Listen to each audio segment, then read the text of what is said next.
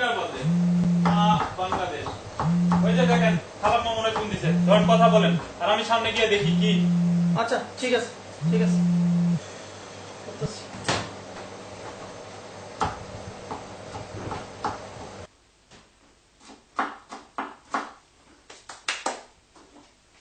মার একটা ফোন দিই।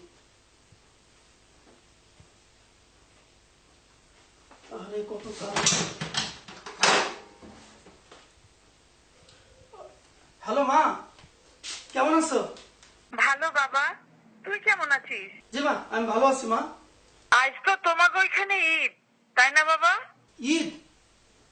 ও হ্যাঁ হ্যাঁ হ্যাঁ মা, হ্যাঁ মা, আজকে আমার গোয়েন্দা ঈদ। হ্যাঁ তুমি এখন কই বাজান?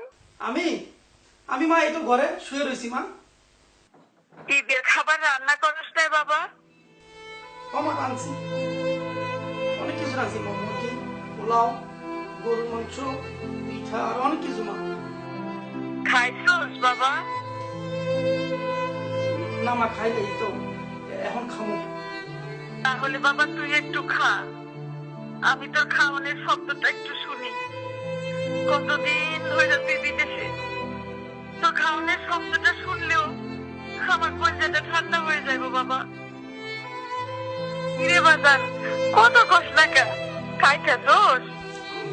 এখন মা খাইতেছি, তুমি শব্দ করো না মা।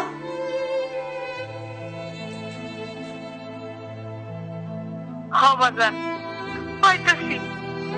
খা বাজান খা, ওর একটা বই রাখা।